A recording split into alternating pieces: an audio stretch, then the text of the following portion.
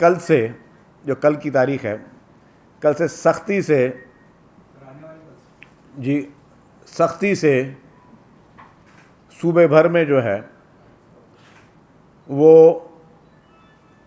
Law enforcement agencies जो हैं वो कुछ फ़ैसले किए गए, उस पर सख्ती से अमल दरामद कल से शुरू होगा, जिसमें पहले फुर्सत में जितने भी प्राइवेट गाड़ियां जिन पे पुलिस की या लॉ एनफोर्समेंट एजेंसी की कोई लाइट लगाई गई है, या वो सरकारी गाड़ियां जो इंटाइटल्ड नहीं हैं किसी फोर्स की, और वो अगर कोई पुलिस की लाइट या किसी और इस तरह की कोई इमरजेंसी लाइट्स लगा के घूम रहे हैं, उन पे एक्शन होगा।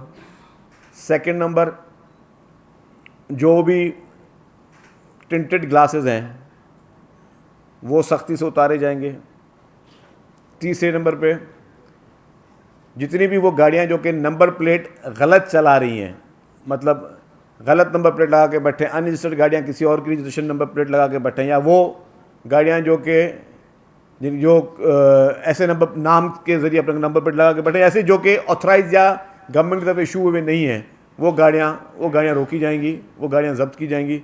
और चौथे नंबर पे असलहे की सरेआम नुमाइश, जो कि गाड़ियों में या गाड़ियों के ढालों में प्लेन कपड़ों में कोई भी वेपन को डिस्प्ले नहीं कर सकेगा। पहली बात आपकी नंबर प्लेट की थी। नंबर प्लेट्स जिन लोगों ने ओरिजिनल नहीं लिए हैं, सारी original number plates excise office में मौजूद हैं। बराए मेहरबानी अपनी नंबर प्लेट्स कलेक्ट कर लें। कोई भी बैकलॉग इस वक्त हमारे पास एक नंबर प्लेट का भी नहीं है। अच्छा, इस बहाने बात चली जाए। दूसरी बात, टिंटेड ग्लास की आपने बात की। कुछ लोगों ने जिन्होंने एनओसी ली हुई है, किसी को कोई एलर्जी प्रॉब्लम है, धूप से एलर्जी होती है क्या, वो चंद लोगों के पास एनओसी होगी, वो अपनी एनओसी दिखाएंगे, बाकी किसी को भी एग्जम्पशन नहीं होगी। तीसरी बात, असले की नुमाइश। यस, असले की नुमाइश सबके लिए शामिल है। कोई भी अपना असला जो है, असले की नुमाइश पे पाबंदी है।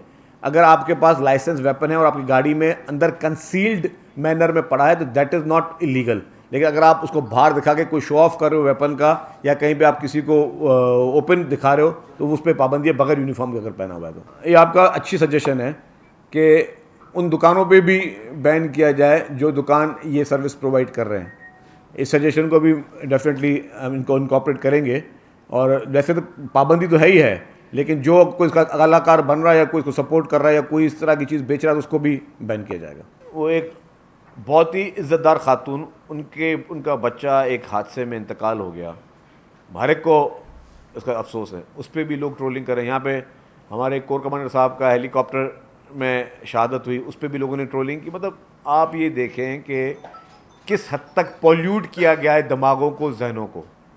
मैंने कहा कि जो हमसे हुआ है, जो हमारे साथ जिन लोगों ने किया, कभी मेरे सामने आएंगे तो मैं कभी उनके सामने बदतमीजी भी नहीं करूँगा, मैं सलाम करके चला जाऊँगा, शायद ज़्यादा तो बात ना करूँ। लेकिन ये कोई तरीका नहीं होता कि आप लोगों को के जहन में इतना, ये आप अफरा तफरी पैदा कर रहे हो, या आप दहशतगर्द पैदा करने की कोशिश कर रहे हो, ये आप लोगों को गलत राह पे चलाने की कोशिश कर रहे हो। You are not in favour of this country. अगर आप मुल्क का लीडर होता है, लोगों को जोड़ता है। लीडरों का काम है लोगों को आपस में भाईबंदी के साथ लेकर चलना। लीडरों का काम है लोगों को आपस में मिला के लेकर चलना। लीडर खलीजे नहीं खींचता।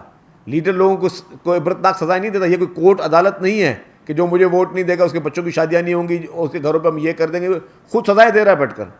ओ भाई, आप हो कौन? हमारा बिल्कुल क्लियर मौक़िफ़ है, कोई कैनाल ऐसा नहीं बनने देंगे जिससे सिंध सूबे के हिस्से का पानी जो है वो उस पर किसी किस्म का कोई डाका डाला जाए।